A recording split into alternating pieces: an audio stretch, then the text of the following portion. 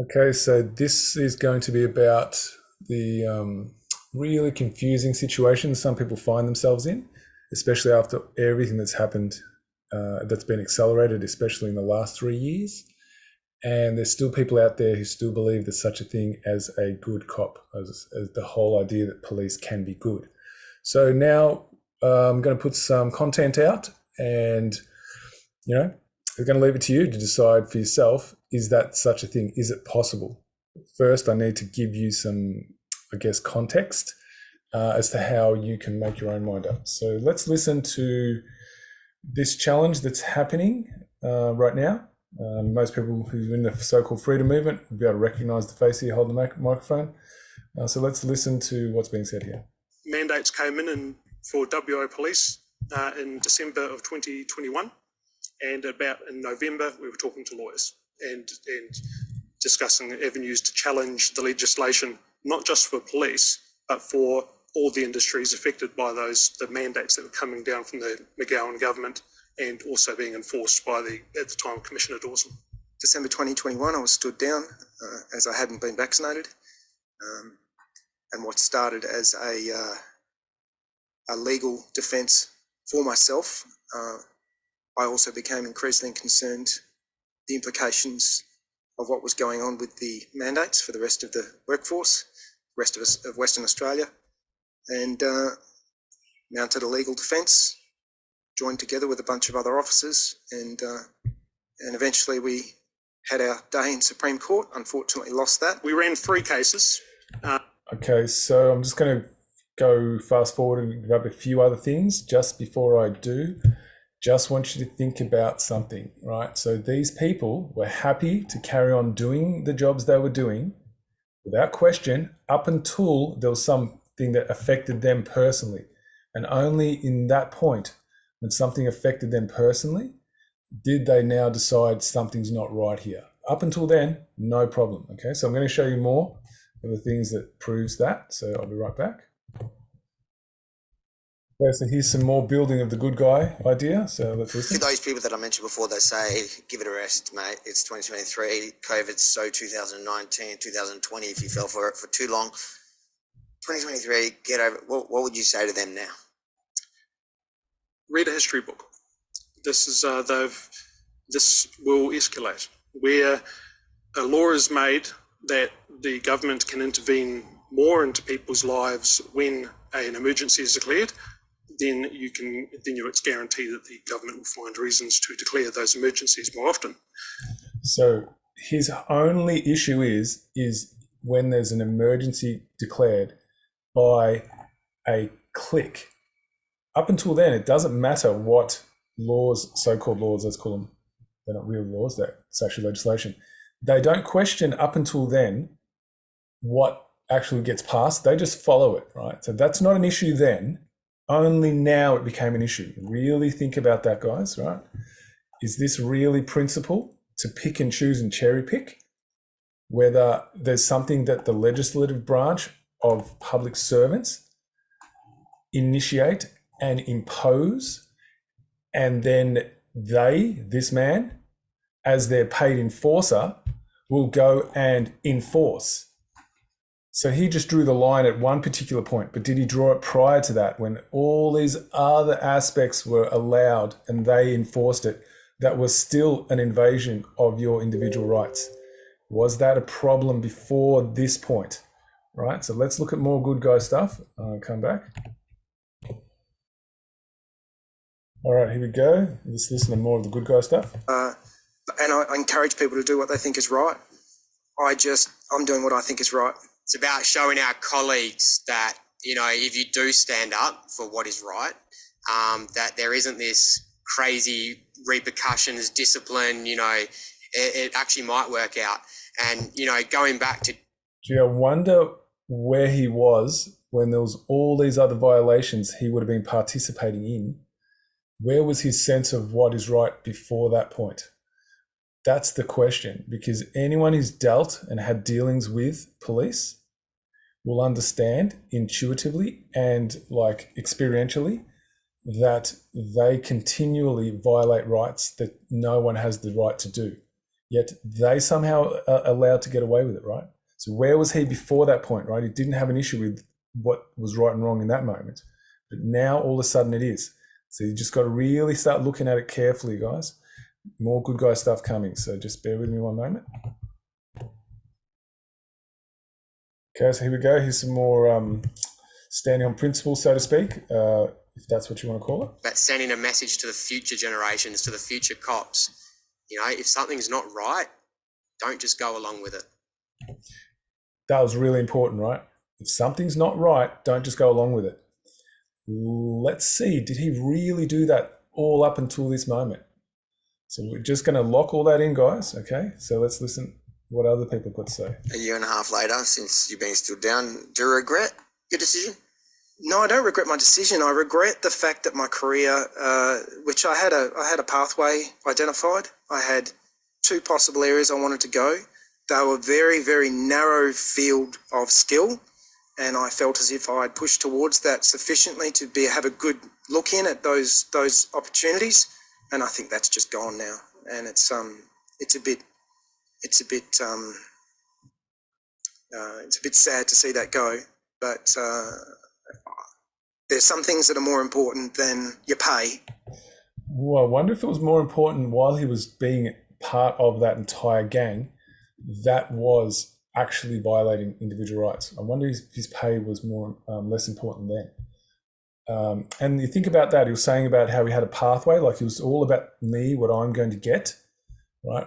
While he was violating people's rights. And if you don't believe me yet, I'm going to show you a real good explanation of how that actually works, and then you can argue with it at that point. But just hold your horses. I still need to build this part. And your career, you got to do what's right.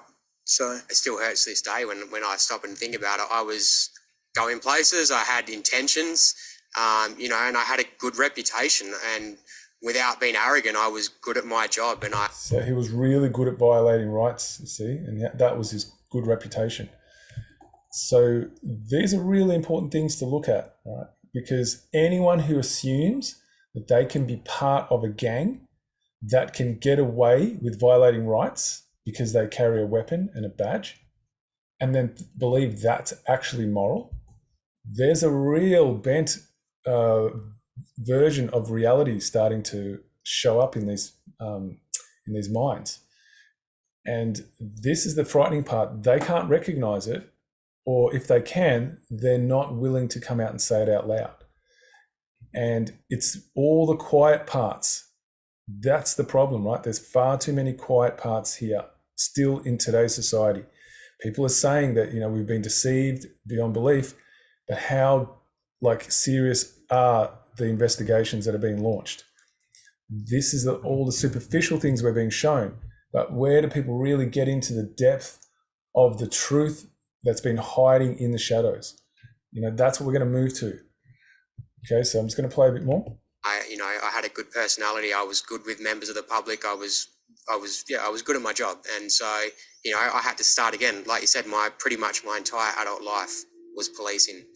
And at pretty much almost 30, I had to start again. So his entire life was enjoying being in a position where he was acting with impunity and got to decide what other people could do and how he could rule them because he was carrying weapons.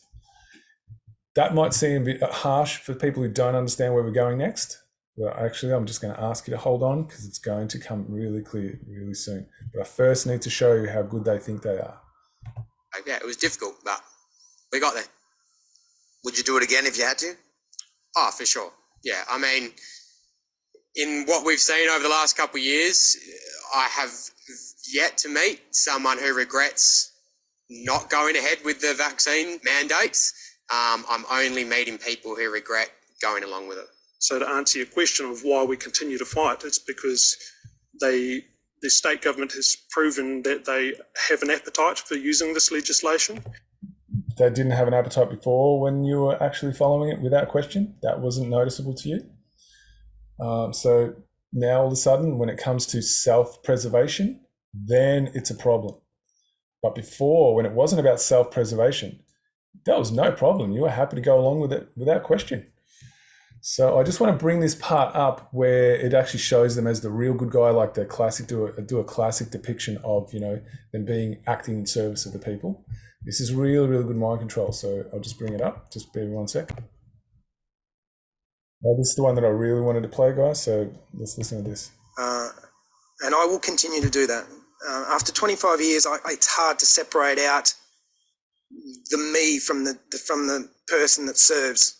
Do you know what I mean? It's just me. I just am, and I just feel as if I need to serve, and I feel it's important for me to do this. You saw the on behalf of other people, and if God, that's not working well. You saw how the iconography worked then, right? The little child that's being rescued, classic, right? That's beautifully done. Like with the police, the immediate building the trust. Just so exquisitely done, right? So I'm just going to leave it there. I'm not going to go further.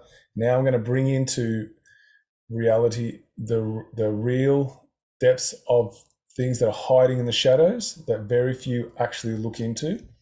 Yet once it's brought to your attention, I'd be really interested to see who's going to actually now come up with an argument and what's going to be driven behind it to say that it's all bunkum, right? So here we go. Here we go. This is someone I've got a lot of time for because he has a real way with words to really articulate things that places it in a way that makes it just so self-evident. So here we go. When people see somebody in a uniform, when the average people in status see somebody in a uniform, they sort of think, oh, that's a police officer, instead of that's a person in a costume. And, I've talked about this a million times. Other people have talked about that a million times. But it's like they actually forget that they're people.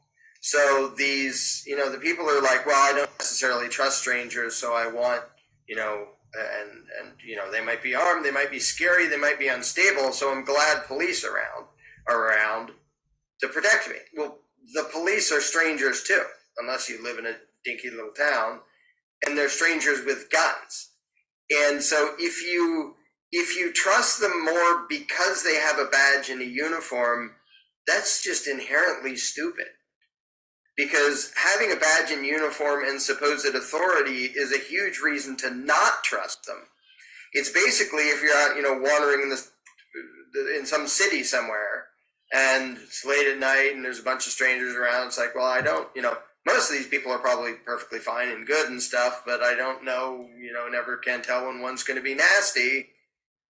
And then you see one and realize, oh, okay, the powers that be aren't going to do anything to him if he beats the crap out of me. I feel so good and safe now that he's around. Okay, that's really critical what he said there. Larkin just does an amazing job as far as I'm concerned about how he really picks it apart and pulls everything out that's hiding in the shadows, all the contradictions that people hold within themselves as to how we remain enslaved and how we're our own worst enemies by the beliefs that we have been programmed to accept as truths. So now I'm going to come back. I've already shown this video in a previous one, but just really going to grab one small aspect just to show and highlight the true nature of what really goes on in reality.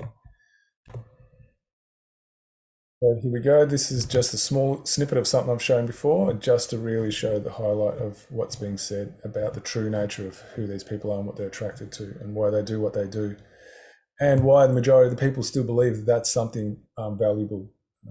So we're just going to highlight the actual hidden truth here. I'm sick of people being victimized by criminal cops, psychopathic predators terrorizing neighborhood blocks, equipped with pepper spray, mace, cuffs, tasers, and glocks. They like serial killers acting out subliminal thoughts. Forget what you taught. These cops have got a license to kill. Witness intimidation means that they can use it at will. Code of silence means that the pigs will never let out a squeal. And if they go to court, they know the judge will make them a deal. There you go, right there. That's all I wanted to show on that one, just to highlight the true nature of how things work. I'm going to go back to Larkin now, so we'll be right back. Okay, so just remember what you just watched a second ago. Now, this is Larkin now. It's going to pretty much explain what you just saw in that video clip, how it exists in reality. Here we go. Like, when you see someone with a badge and uniform, that's when you should be most scared and nervous, because not only are most people going to take his side if he decides to beat the crap out of you, make something up, and then kidnap you. and most people are going to take his word for it. But there is no law that's going to do anything to him if he just outright assaults you. That's really critical, guys. It's a self-protecting system that criminals created to get away with that which you as an individual could never get away with. That's really important. The only thing that separates that is those oaths of office, if they're actually adhered to, and because the people don't know what they mean, we are not holding these criminals to account and prosecuting them under that oath. And that's why they get away with it. And it's up to the people to fully understand why that oath is there and how to actually hold them to account. And that there's a system in place where politicians don't have any power over the people, where we, the people, have the power over every single one of those ones who calls themselves a public servant. Every single one, whether it's the police, whether it's the prisons, whether it's anyone who works in the judiciary. That's not it, because you can't have judges in the judiciary. That's not even a thing, right? Anyone who is obviously military, anyone who swears any kind of oath to take an office, right? The people have the final say over how that works. And until you understand that exists, you're going to keep wearing this kind of punishment. But let's listen to Larkin talk more about it. So he's the last one you have any protection from within the supposed system. And if you defend yourself against him, that is the worst possible scenario. Like anybody else, if you have the means to defend yourself, whether with your fists or a gun or whatever, the average thug on the street, like you might have a chance against. The average cop, good luck, because they have this entire massive gang and massive establishment behind them to A, lie about what happened, and then B, send in lots of people with guns to beat the crap out of you or cage you or prosecute you or anything else. But it's so weird the way people, they express their distrust in humanity, which I can understand that much, but then they follow it up by saying, so it makes me feel better when some of these humans I distrust have lots of firepower, a huge gang behind them, no personal responsibility, permission to treat me like crap, and a gigantic system that isn't going to do anything to them if they commit a crime against me. I feel so safe and secure. That's brilliant how he's placed it. That's the massive mind control trick, because people go, well, who's going to catch the criminals, right? That's the first thing they do. So they will allow this because of their fear of there's no other way the criminal's going to be caught, where the fact that these people exist with impunity is the crime, is the reason why all other crimes exist, right? And those who don't understand that the reason why there is an oath, what they don't understand is if that was being actually held, if we were holding these people, just people, to account to those oaths, they would never be militarized, right? They wouldn't be wearing weapons at all. None of them. At best, there'll be handcuffs, at best. Like the Bobby in England. That's as far as it would go. There's nothing more that would happen out of that. So they could never get this arsenal up because they're just like one of us. It's because we don't understand that's all been allowed to happen. And they've slowly started piling more and more things on to make sure that there's more and more force and more impunity to use that force because the people don't understand fundamental principle. So I'm going to come back with a quote from Larkin Rose that I really love, that I put together, and then we'll come back and listen more of what he says. So be right back. Okay, so this is from Larkin Rose's body of work, The Most Dangerous Superstition. He just nails it. Like, I just love the way he nails it here. Just go back. I think I need to go back one. Oh no, I think this is it. Statists will look out at the world full of strangers who have questionable motives and dubious morality, and they are afraid of what some of those people might do. That in itself is a perfectly legitimate concern. Okay, so then this is what happens. But then, as protection against what some of those people might do, the statist advocates giving some of those people of questionable virtue a huge amount of power and societal permission to rule over everyone else, in the vain hope that by some miracle those people will happen to decide to use their newfound power only for good. That is brilliant, guys. All right. Think about the mental illness that would actually advocate for this. And that is the bulk of people. The overwhelming amount of adults have a mental illness. This describes it, because you would never allow this to happen if you didn't. And that can only be programmed into you through suffering and misery since you were little. And so most people have had that much trauma induced in them, they will accept a mental illness as a normal way of being. And then what we do is we have these things called psychiatrists and psychologists, which teach us how to be well adjusted to a sick system. That is their job. And that is the fundamental premise of a slavery system that keeps the slaves going. All right? And until people can recognize that, that's going to keep going. And then if you care enough, if you understand this and care enough, then it's up to you as an individual to take action based on truth. If that is you, you can go back to lesson 1 on the Facebook page. It's got it there, video lesson 1. It starts at natural law and it works its way up. If you have the will and care to learn, it's all there for you, how you can actually stand in your individual power and make a difference. Instead of believing that who are you and you're no one and only people who are insignificant can make changes in the world. If you keep believing that, then you're going to remain enslaved. And that's exactly what your string pullers want you to believe. And that's how we keep staying where we are, once we believe these things, because these beliefs limit what we do. So I'm going to go back to Lark and Rose. All right, let's continue on. Knowing he is there. It's literally, if I see a cop driving down the street, I'm more worried than if I see, somebody from a street gang walking down the street or driving down the street. Because if I have my gun, well, the street gang guy, he's probably not going to mess with me, unlike the cop. Because they don't just they'll extort people and rob people. They don't nearly rob as many people a day as cops do. Cops have a quota. I don't know.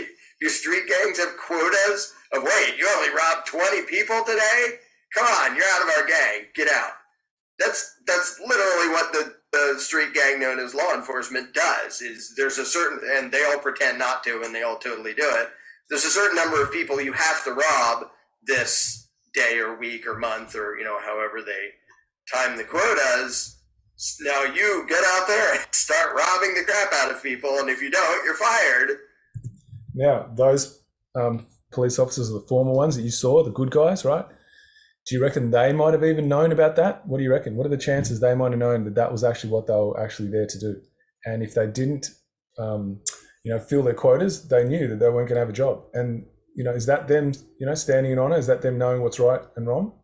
Like, these are the things that are really important to start looking at when we start, making these assessments of what we think is true, is to bring in all the factors and weigh it up as one collective, right? So if you don't have all the bits in front of you, how are you going to make an informed choice?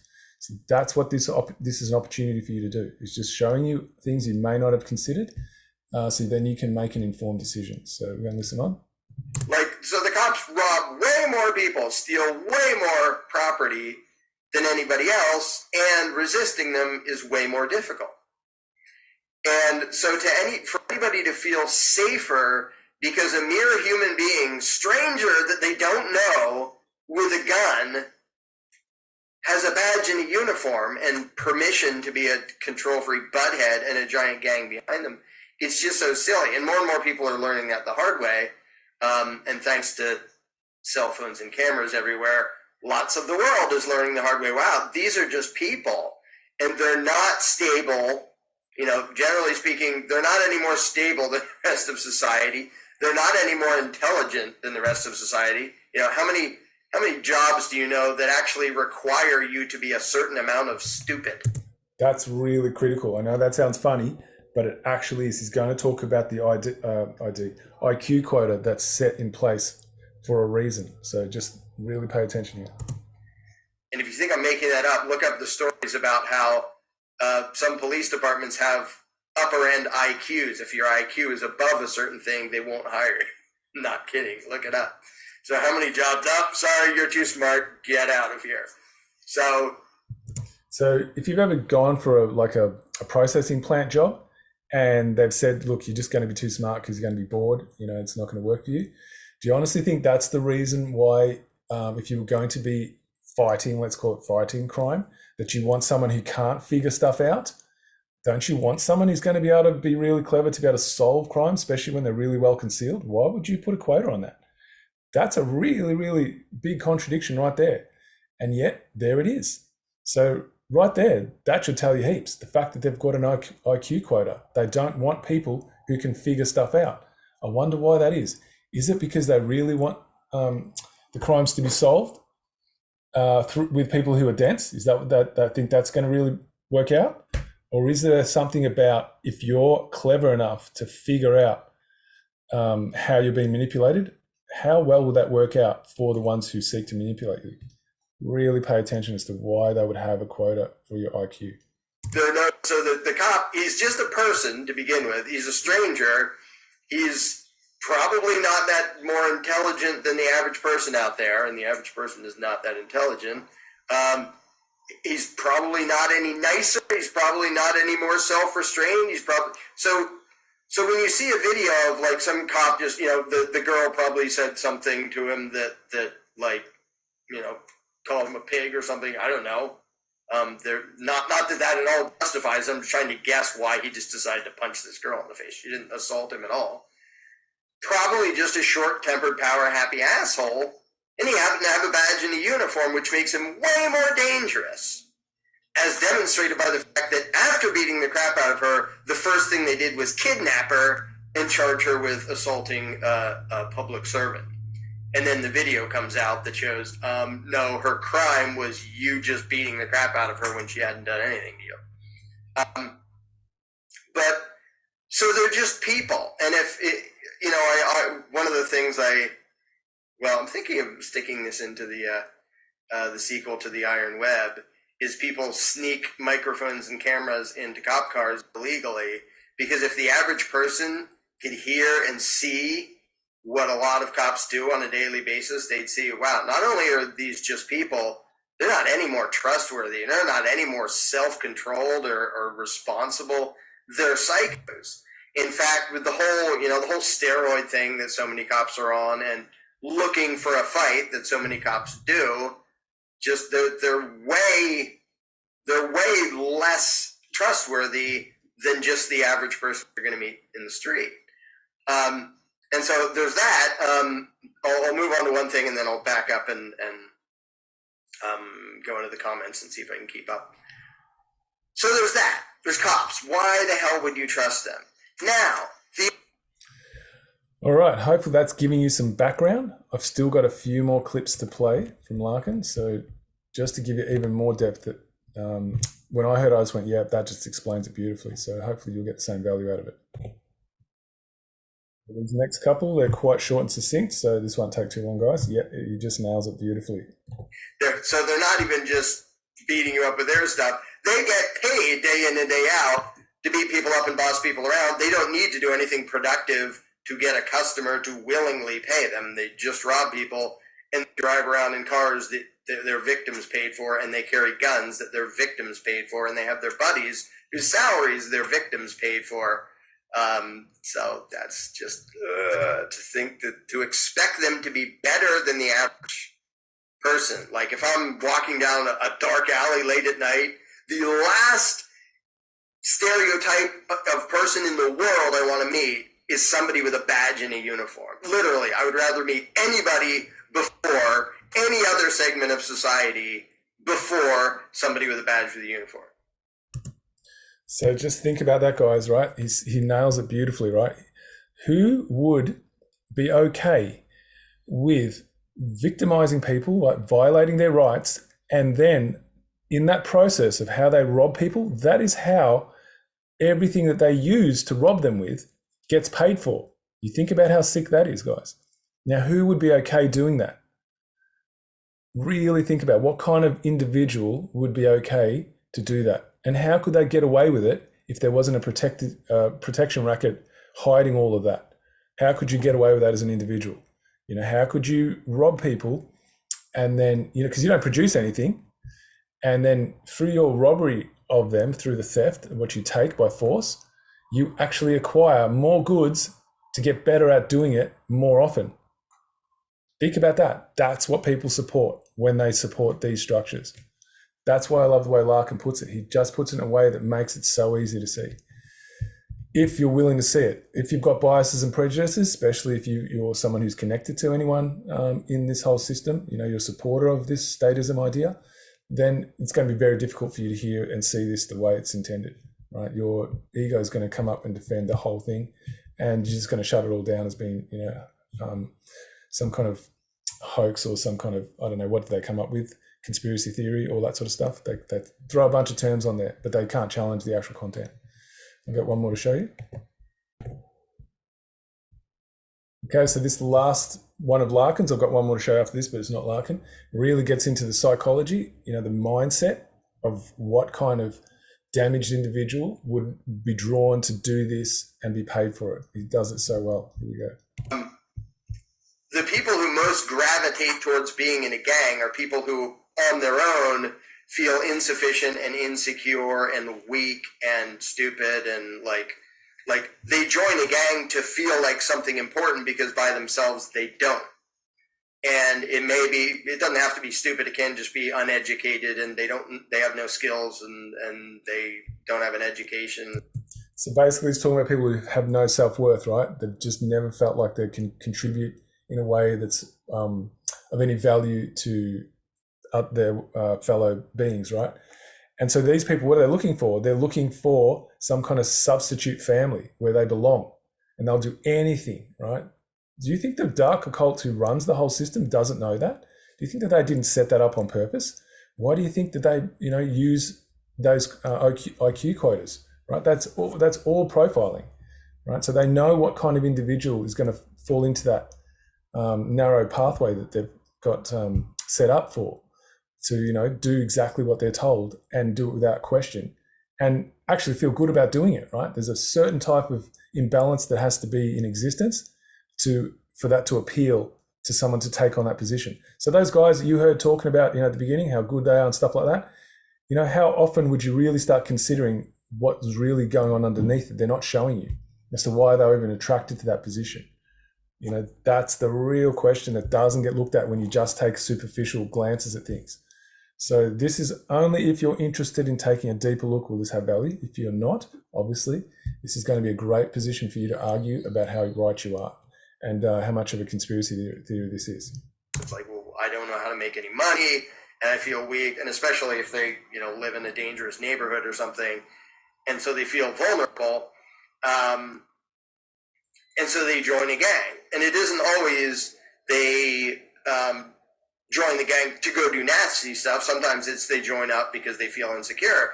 But then you have a gang of young men who's like, oh, look how strong we are now, and we're uneducated and unskilled and sort of obnoxious and whatever else.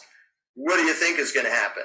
And giving them badges and uniforms isn't going to make that not happen. It's going to make it happen even more because they know they can get away with way more. So beautifully put. Now I'm going to actually show you a real life scenario where those words actually came out of an individual's mouth who actually is one of these people, right? That's taken this on. It's actually beautifully done. So I'm going to come right back with it. Okay, so if you thought I was making all of this up, now you're going to hear it out of the horse's mouth. Here we go.